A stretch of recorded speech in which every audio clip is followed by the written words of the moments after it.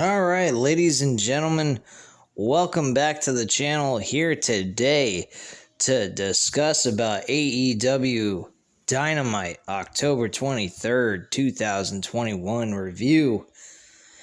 I gotta say, this was an okay show. It wasn't mind-boggling, insane, or super amazing, but it was a good show nonetheless. The main event did not leave me feeling like how SmackDown made me feel last night. That fucking episode of SmackDown last night was probably the worst follow-up to any pay-per-view I've ever seen in a not in a very long time, but in a long, whatever. You know what I mean. I'm just saying that was a terrible follow-up to a decent freaking pay-per-view in Saudi Arabia.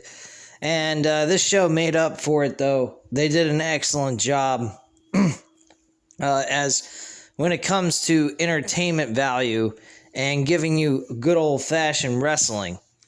There was some storylines built in this episode. The unfortunate thing is Malachi Black ate his first L to Cody Rhodes. I cannot believe they went that route. I really figured they were going to have Cody Rhodes lose to Malachi for a third time. I don't understand the point of Malachi losing to Cody at this point. It felt like a WWE type of move here. In my personal opinion, I think this should have been an opportunity to turn Cody heel down the line, really make him get his ass kicked. The fans booing him was another sign that they should turn him heel. And yet, like WWE with John Cena and Roman Reigns of the past, Cody's not turning heel. And I don't understand that. This crowd was booing him tonight while he was kicking Malachi Black's ass throughout certain points of this show. Or this match, I should say. And it really kind of rubs me the wrong way in a sense, I guess you could say. Because Malachi Black is one of the better villains on this show. I think he is definitely, I mentioned this last week, I believe, for last week's Dynamite, and I believe Malachi is the next guy in line that should become world champion. Unfortunately, with this loss, I kind of taken my opinion down a notch from what I just saw here tonight. I think MJF is the guy you go with next after Adam Hangman Page has an opportunity to run with the title for a while. So that's where my opinion lies at this point. MJF was great tonight. He had a segment with Sting that was unfucking believable. I absolutely loved it. Absolutely loved it. Penelope Ford, she had a match with Ruby Soho in the first round of the tournament for the TBS Women's Championship mid-card title, and Ruby Soho wins that match. I think she is going to be the one to win the whole tournament. I'm going with her right out of the gate, no questions asked. She is definitely a star in the making. She is a really good performer in the ring. And honestly, WWE passed the ball on this one. She is a person they should have had on their roster. She would have done some good things on the women's division if they would have just utilized her and let her do her thing. Unfortunately, that's not the case. As usual, WWE always seems to fail at utilizing good talent when they have it. So AEW picks up the scraps and they turn it from shit into greatness. And that's what AEW does. That's why AEW is going to last for a very, very long time. I don't think that AEW is going to be going anywhere anytime soon. They are not WCW. They don't focus on all the old talent. Yes, they get the old talent for star power, but the whole thing is not based on just the older talent. It's about everybody. The young, the old, the new, the guys that have just tried to start out in WWE and wasn't given a fair opportunity and was moved over to AEW and now they're succeeding. That is what the show is centered on. It's centered on everybody. Everybody has an equal opportunity to do some really good things. You got Ethan Page tonight coming out saying how unfair things are in AEW. How he hasn't gotten an opportunity to make something of himself. When in reality, he doesn't live up. Well, until now, I really have to say, Ethan Page and Scorpio Sky have come to a level of some kind of, I would say, importance on this show than what they were before. I'm a bit surprised, though. They did make a stipulation with Dan Lambert that Sammy Guevara has to face Ethan Page, though, for the TNT Championship when it should be a triple threat match, making it even more difficult for Sammy Guevara to retain his championship, which would have made things a lot more interesting, in my opinion, but they didn't do that. They just gave the match to Ethan Page in a singles match. The stipulation is, if Sammy Guevara loses, he leaves the Inner Circle. If Sammy Guevara wins, the Inner Circle gets to face America Top Team with Men of the Year, and the Inner Circle get to pick the three partners to Ethan Page and Scorpio Sky for their match at the Full Gear event. So that is basically what took place there.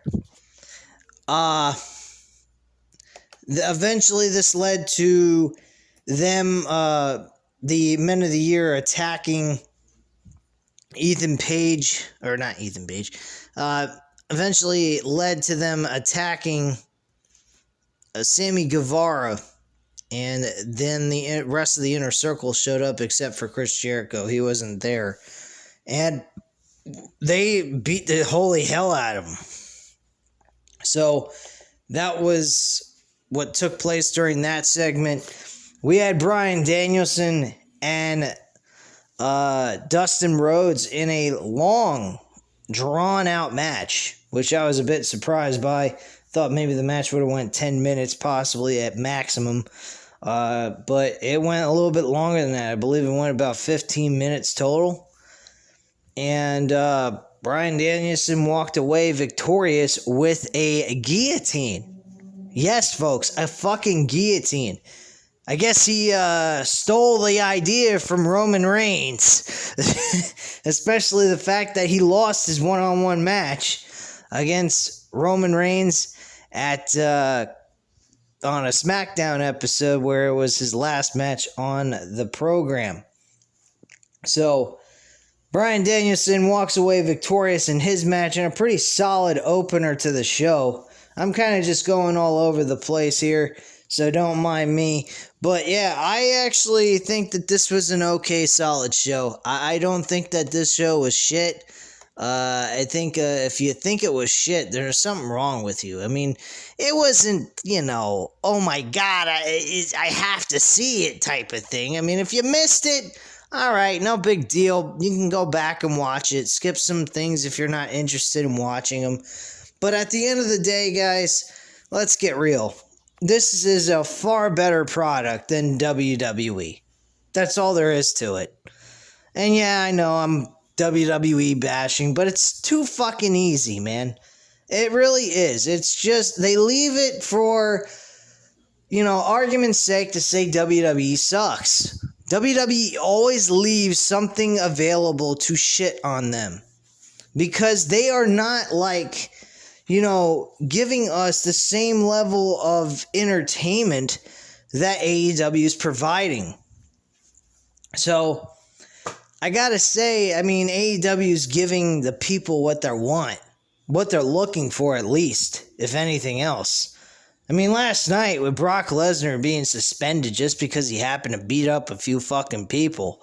because he lost his temper, but Evolution back in the day were beating the shit out of all the different talent backstage and in the ring, doing 4-on-1 gang assaults and making them turn into a bloody pulp.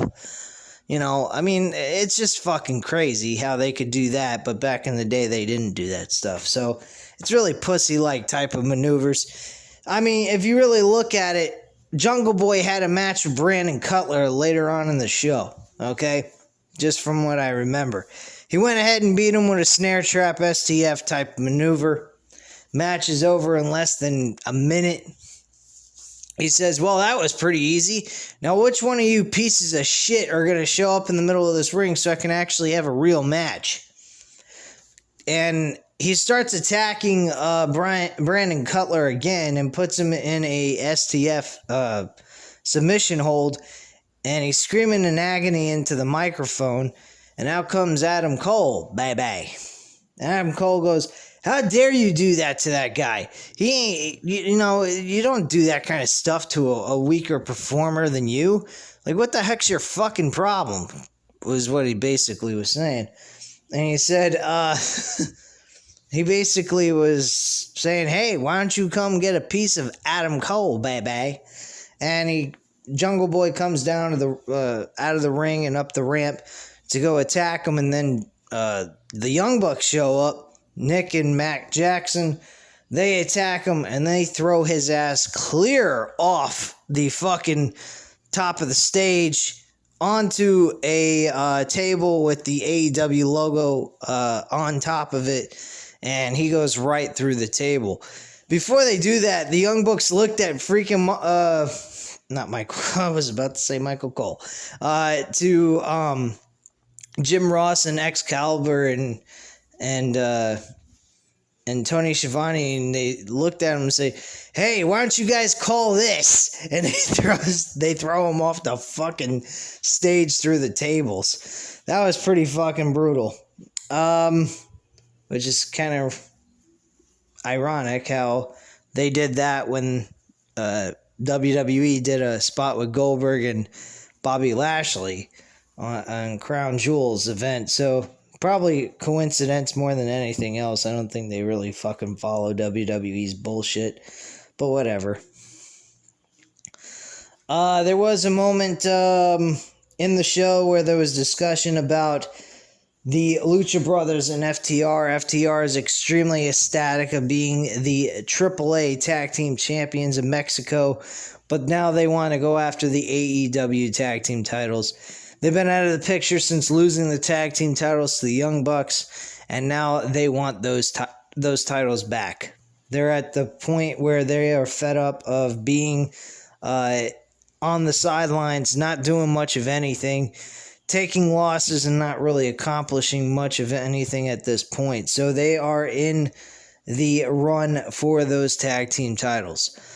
My attitude on that, I don't particularly agree with FTR being the next challengers for the tag team titles, simply because of the fact they haven't had a winning streak going except for the one win that they have over the Lucha Brothers, with them pretending to be these Spanish wrestlers from Mexico, and they really weren't, of course. And they won the tag team titles from them in a really kind of a backhanded type of maneuver that wasn't very clean or fair. But at the end of the day, they did win, and they didn't really win with any shenanigans. It just, they happened to pose to be different people than what they were. But bottom line, I really think they should be on a winning streak first. Either show the highlights on Dark that on the bottom part of the screen during Dynamite saying, hey, they won this match and so forth, and you could see that seeing the results of Dark, and you see how they've been on a winning streak, and then maybe throw that onto television for Dynamite or Rampage and, you know, build off of that. But if that's the direction they want to go, I guess I'm not going to complain too much about it, but I don't particularly care for it that much. I think their original idea, wins and losses matter, is important. I mean, they did win a major champion tag team title opportunity against the Lucha Brothers.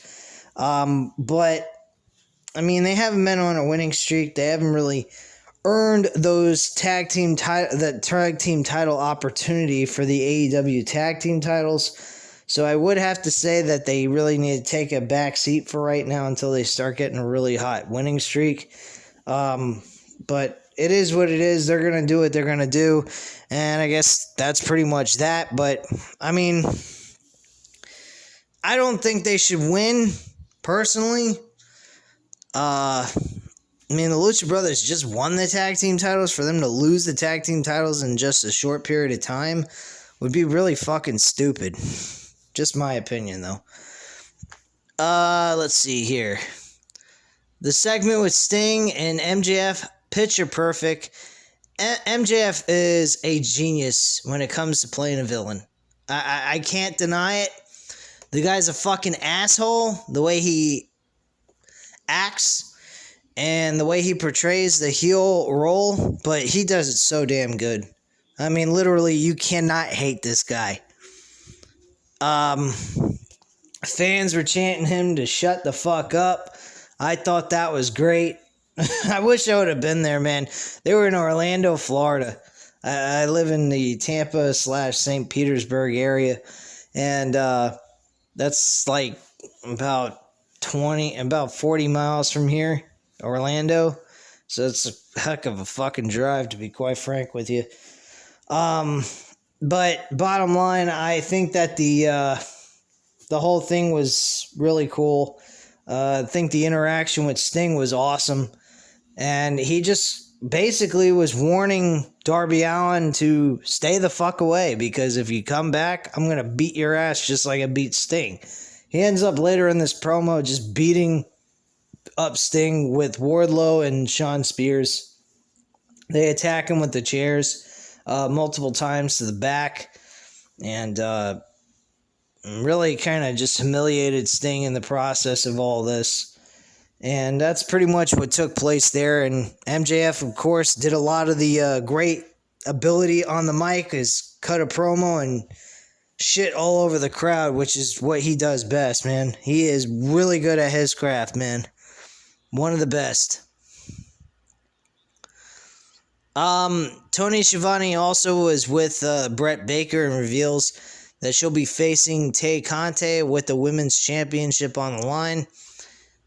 And that's going to be taking place as well. I don't believe that's going to change hands at all.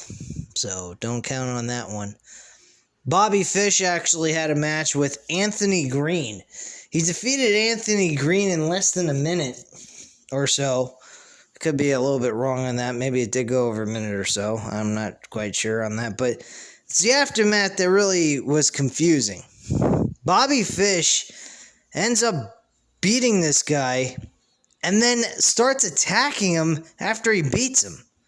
I don't understand the fucking logic behind this, but it seems pretty dumb to me. I mean, you got the guy beat, you won the match, what do you need to beat his ass for? He wasn't coming into AEW as a heel of any sort, and then all of a sudden he's a heel? It's really made no fucking sense. CM Punk had enough of watching this shit. He got off his ass from backstage, ran out to the ring, and tried to attack Bobby Fish in the process, but Bobby Fish ran out of the ring and retreated up the ramp. And that's basically what took place for that match.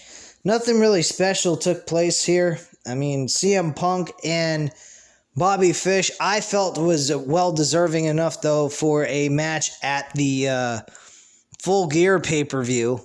But unfortunately, we're going to be getting that at Dynamite this coming Wednesday, which will be CM Punk's in-ring debut match for Dynamite, which I find really weird.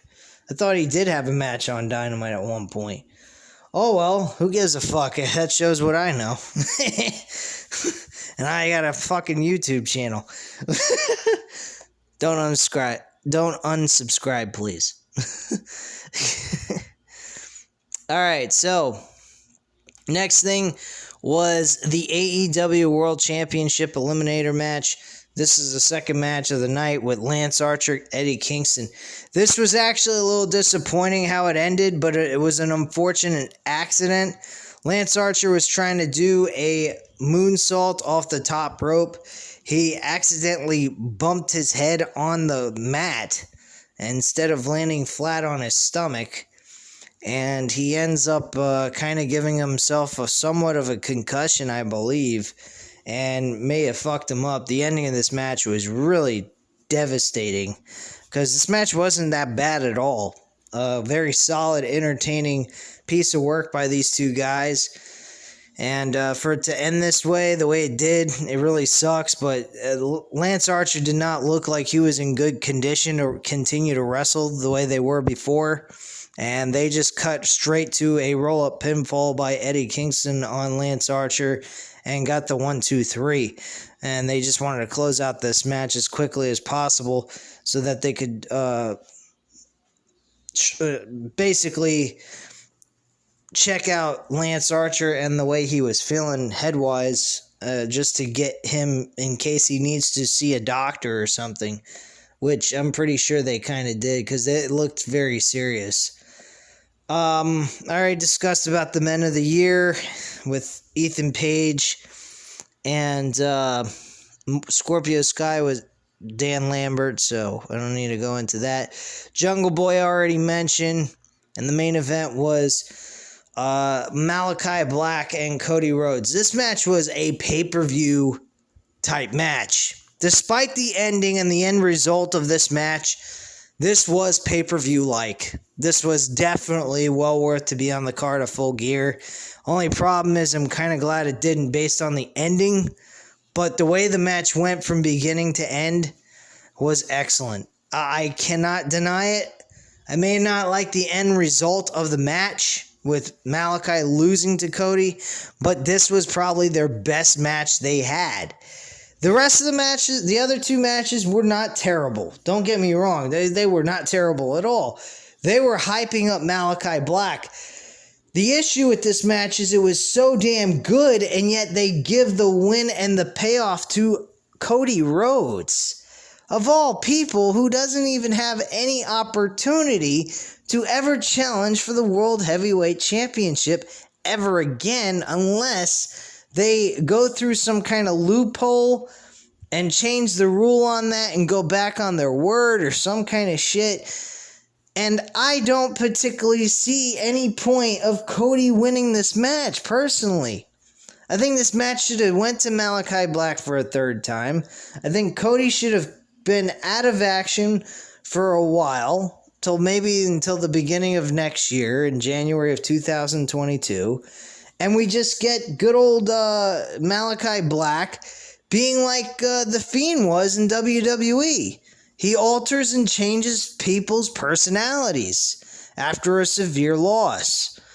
And that's what I think should have took place here. This Malachi Black character is very much like The Fiend, only he's very quiet. He doesn't do a whole lot of anything. He doesn't even really talk all that much. He just does what he needs to do. He gets in the ring, he kicks the opponent's ass, he walks away victorious, and he moves on to the next opponent. That's all he does. He is basically, I guess you could say, he's looking for a fight, is what his gimmick, what they had him doing in WWE. There was really nothing wrong with it. But the problem with that gimmick was they had him in a fucking closet somewhere cutting stupid promos every single week, asking for someone to give him a fight when he should have just went and looked for one. It was the most idiotic thing I ever saw in my life, and they didn't have to have him talk so much. Just have him do what he's doing here in AEW. Shows up, he's very villain-like, very scary, intimidating type of character, and he goes in there and he beats people's asses. That's it. That's all they have to do with this guy. He can do the rest.